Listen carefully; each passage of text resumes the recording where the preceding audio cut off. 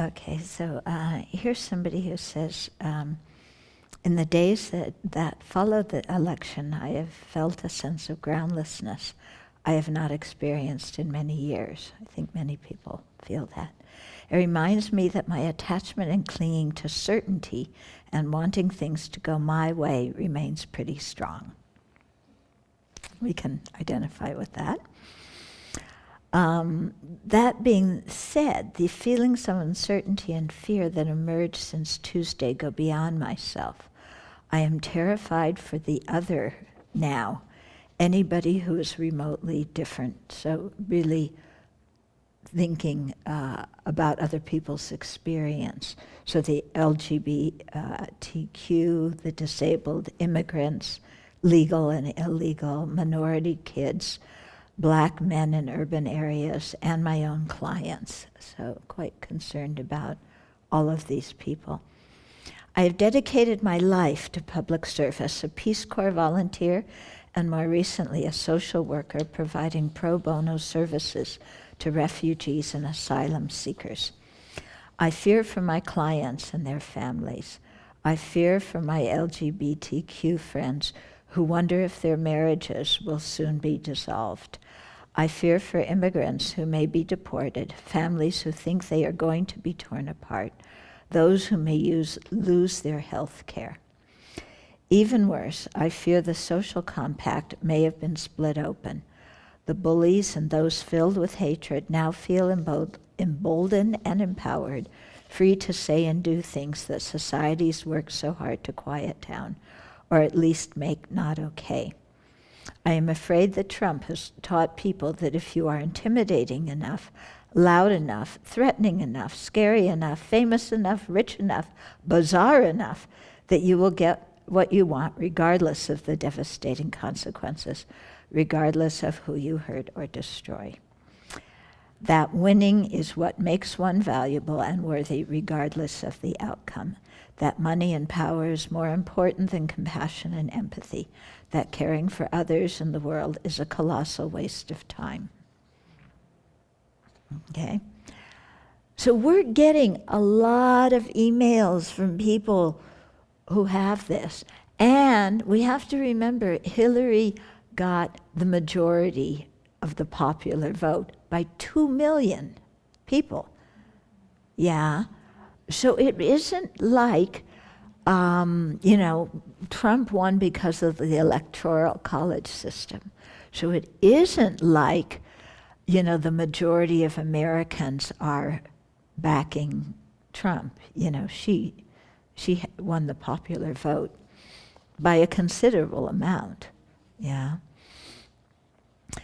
So I don't, we have to again back up and realize, okay, something's gotten torn open, but this isn't everybody who thinks that these things are okay.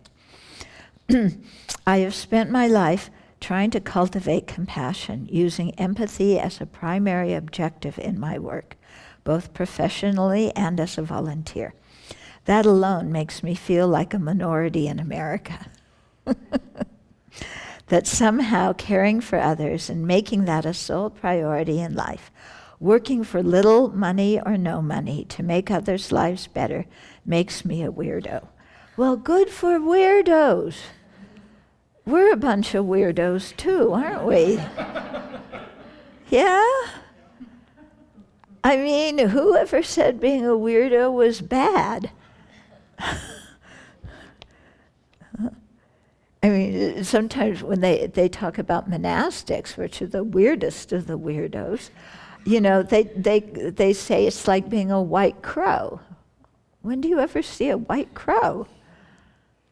You don't, so really weird. When I recently told my aunt, a Republican, that I do pro bono work for torture survivors, fantastic, isn't that? Somebody does pro bono work for torture survivors.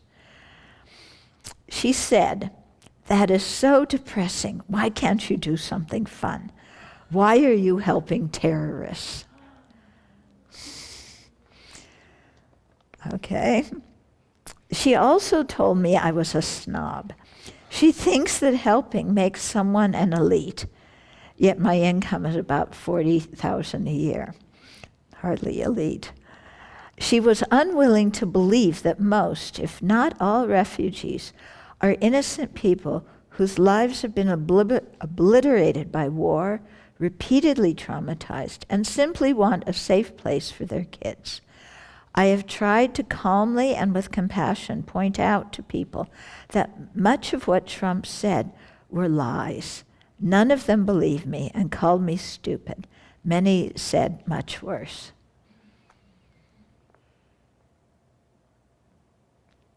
Yeah, I mean, that's true, and that happens, and that's no reason for us to change our minds or change our actions or to get discouraged. It should motivate us to do more because we see the ignorance that other people have. And also, who among us have ever been completely bias-free and totally compassionate? Okay, I have to do a confession. When my first year of high school, I read Ayn Rand. I thought she was wonderful. I became so stuck up. And I remember there was my, geography teacher, Mr. Boulderson.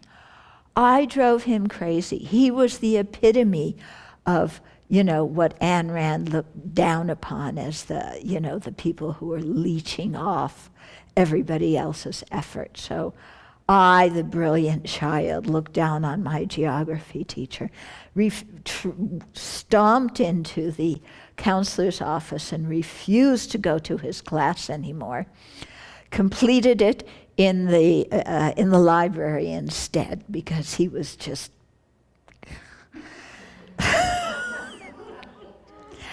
and I just thought Ayn Rand was fantastic, and that's the way the world should be. And I remember Mr. Boulderson one time saying he felt sorry for me. And because I was such a case. And I feel sorry for you. So, there I was. I thought that old viewpoint was great. I read a book and I was stupid enough to believe the philosophy in it. So if I look through my own growth, I've held on to so many different views and philosophies and codes of ethical conduct.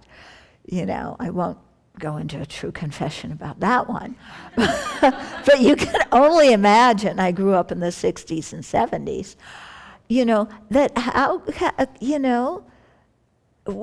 we can't just sign off on these people. That doesn't mean we preach to them and have them continue to tell us that we're snobs and we're this and we're that. Okay. We maintain a good relationship with them. And once in a while when we can, we slip a few things in. And they also watch our conduct and they watch how we handle situations. And they can see that in many cases we're much happier than they are, and we're much happier than the people who hate are. And so then these friends and relatives, they might begin to say, well, maybe something's happening there. Yeah? So, we shouldn't give up hope. And, and these people insult us. Of course they're going to insult us. Of course. What else do you expect from them? They have a totally different worldview. Of course they're going to say things like that.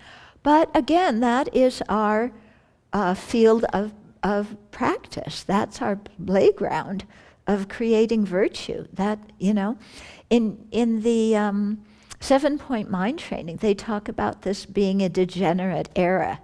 And one of the qualities of degeneration is that the sentient beings' minds are even filled with more intense afflictions than before. So here we are, and the Buddha decided to teach the Dharma in our degenerate time. Aren't we fortunate? Yeah? the Buddha didn't say, oh, this time is too degenerate. These people are like, bleh, forget them. I'm going back to the Pure Land. This place stinks. They don't understand anything. People called the Buddha all sorts of names too, and his cousin tried to kill him. So if you think your relatives are bad, the Buddha had some difficulties too. So this is just the way it is in degenerate times. But this is the time in which we create virtue. And the virtue we create is much, much stronger in degenerate times than it is in times and places where it's very easy to practice. Yeah, because then you don't have to, think so much and use so much energy to practice. But in these times, we create a lot of merit through our own internal strength and our endurance to practice in these conditions.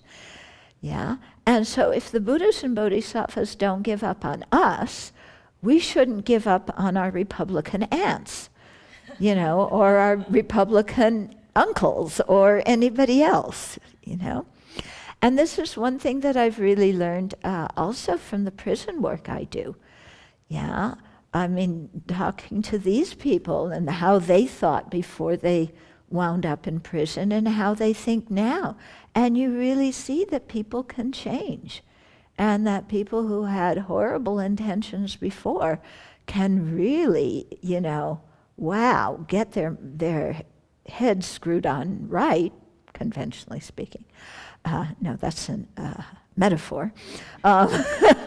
Sorry. Get their heads screwed on right, and they can, really become amazing people. Yeah. So this one inmate, he killed his mother and his stepfather while he was intoxicated. He's in for life. He's lucky he didn't get the death penalty.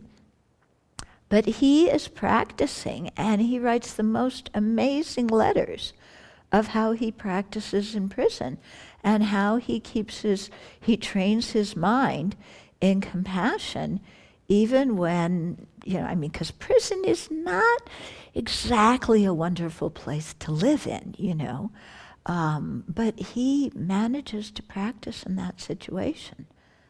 Yeah. And in a way he has to, because he knows that's where he's going to spend the rest of his life. So it's either practice or don't practice, two choices. So we're not in that bad of a situation, but we have the same two choices. We practice and transform and keep going, or we just kind of give up. So, there's no option to give up. Yeah. This is a one-candidate ballot. It's practice, and you can't write in give up. Okay. Okay. Yeah, and then so his question is, my question is, how do we have compassion for venom, hatred, and ignorance? Okay, we don't have compassion for venom, hatred, and ignorance. We have compassion for the people who are under the influence of those things. Yeah, because the people and those mental factors are not the same. Yeah, they're different. So those mental factors are the causes of suffering, what we want to eliminate. The people who have them have the Buddha nature.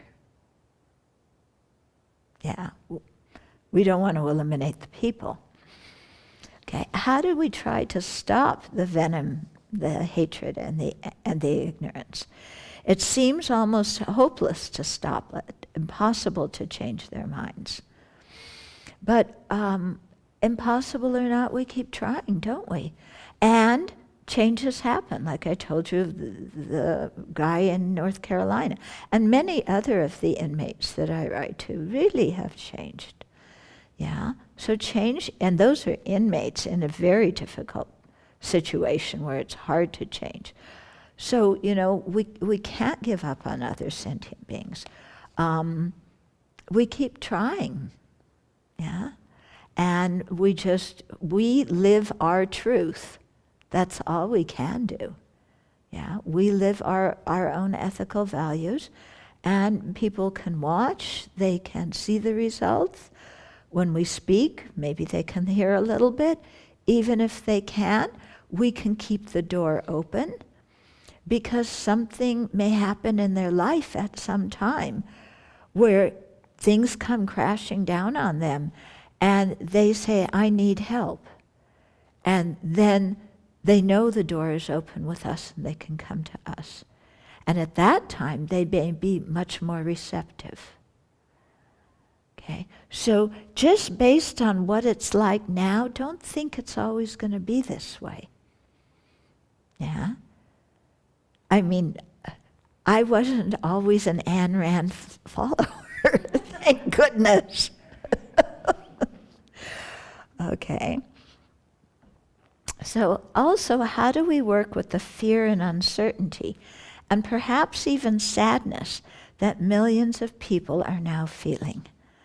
Okay, so yes, all of that exists. And again, we have no alternative but to go forward and to act.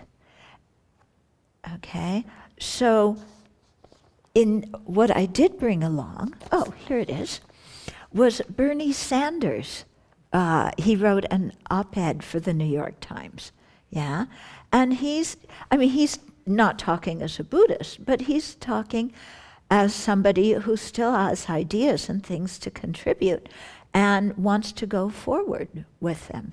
And Elizabeth Warren also gave a beautiful talk at the AFL-CIO, talking about how, the Dems and the Republicans can cooperate on certain agreed upon things, and also things where, she kept saying, we'll fight them every step of the way. Frankly, I'm tired of fighting and I'm tired of blaming. But, we can make our voice heard. It's not a hopeless situation. Okay? Shall I read Bernie's thing? Okay. So this was in the New York Times maybe 2 days ago, I think. Millions of Americans registered a protest vote on Tuesday, expressing their fierce opposition to an economic and political system that puts wealthy and corporate interests over their own. I strongly supported Hillary Clinton, campaigned hard on her behalf, and believed that she was the right choice on Election Day. But Donald Trump won the White House because his campaign rhetoric successfully tapped into a very real and justified anger, an anger that many traditional Democrats feel. I'm saddened but not surprised by the outcome. It is no shock to me that millions of people who voted for Mr. Trump did so because they are sick and tired of the economic, political, and media status quo. So they were all looking to Trump. They think he's going to change all that. I don't think so. Yeah, Trump is deeply embedded in that. I mean, he's a Manhattan billionaire.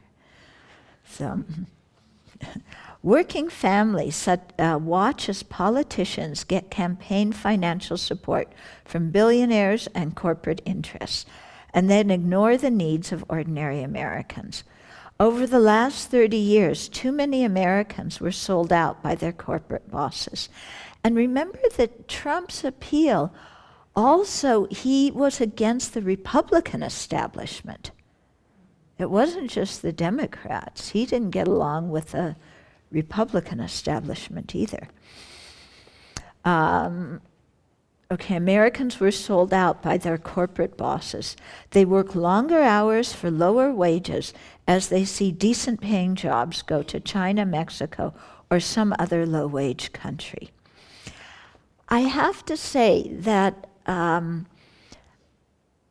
sometimes giving people in other, giving people in other countries jobs actually in many ways is to our benefit, because when their countries are doing better, they're more peaceful, and we don't have many people trying to come to America.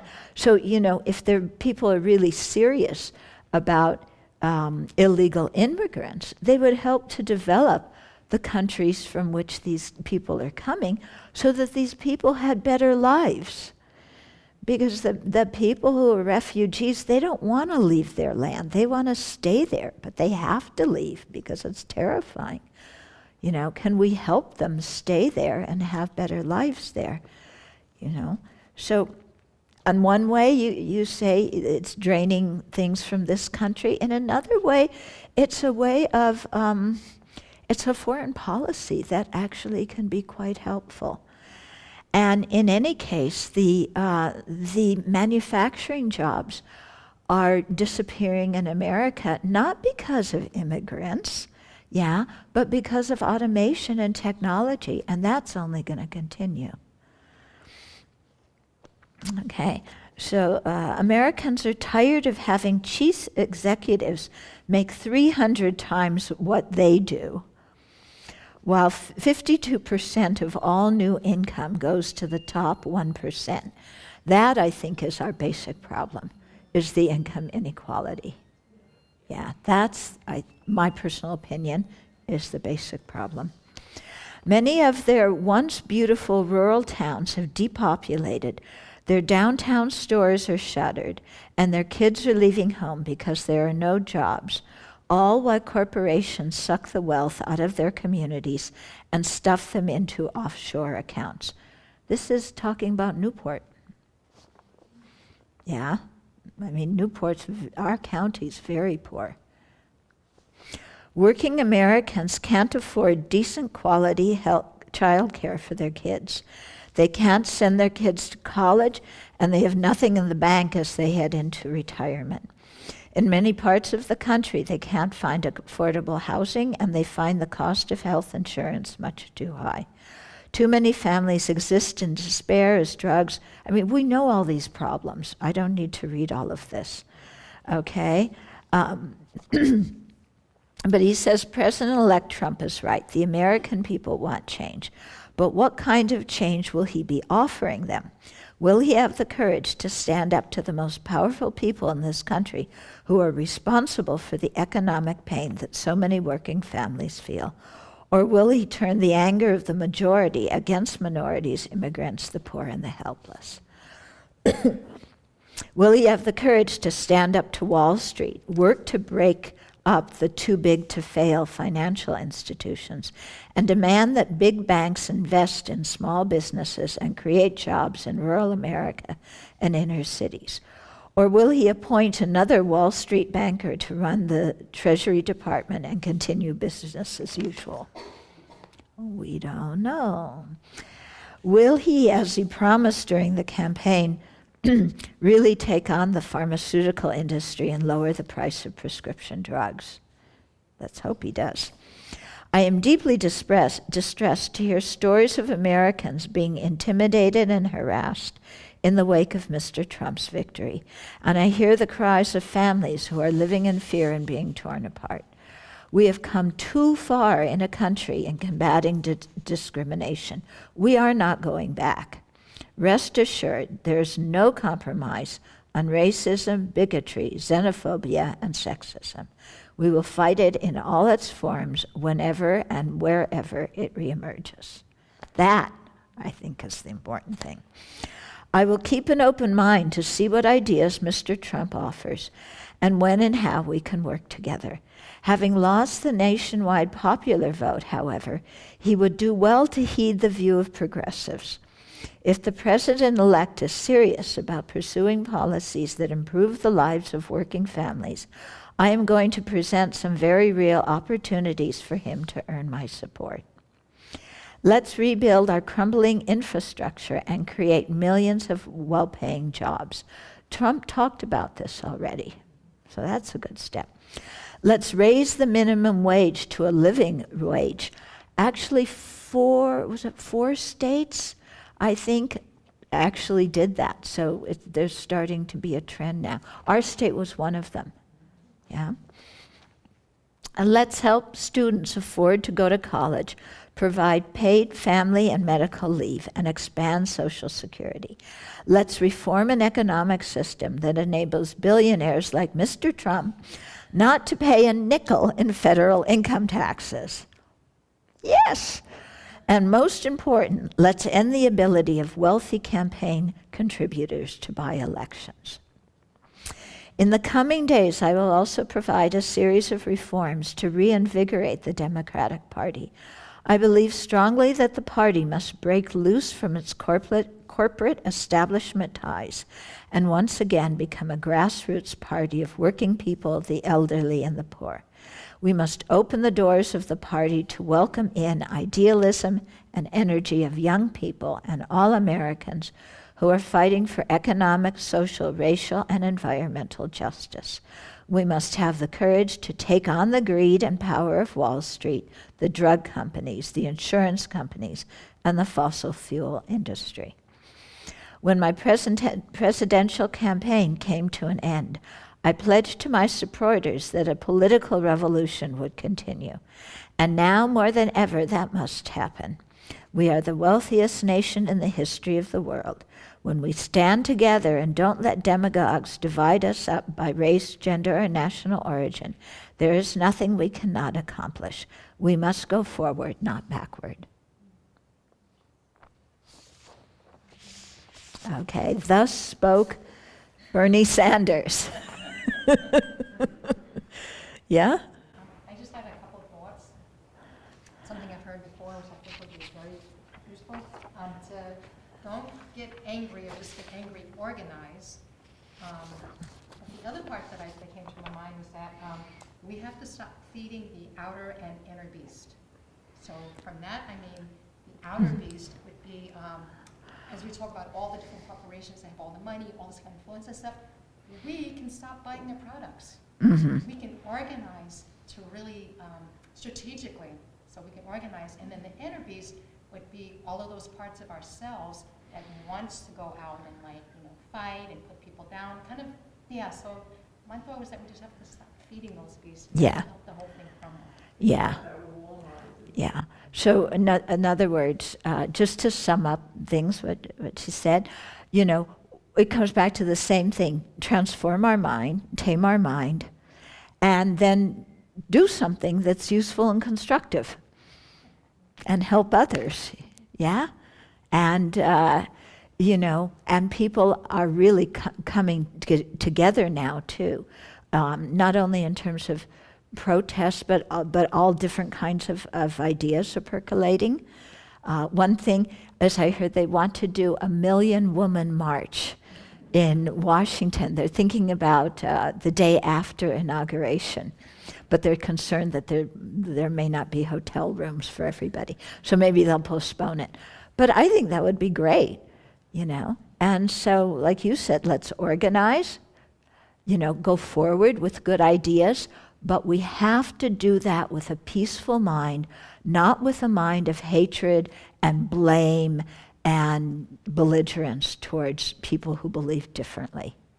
Yeah, because this is a diverse country, which means that we also have to learn to live with people who have diverse ideas, and they have to learn to live with us, So we're all in this together, aren't we? And we all have to stretch our minds.